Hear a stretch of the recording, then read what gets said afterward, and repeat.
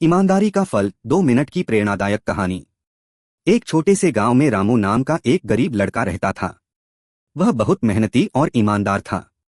रोज सुबह वह खेतों में काम करता और शाम को पढ़ाई करता था।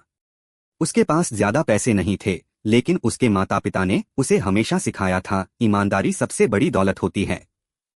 एक दिन रामू को रास्ते में एक पर्स मिला। पर्स खोलकर देखा तो उसमें बहुत सारे पैसे और कुछ जरूरी कागज थे।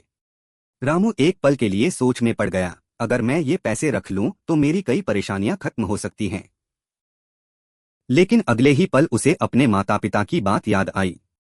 रामू ने तय किया कि वह पर्स उसके असली मालिक को लौटाएगा।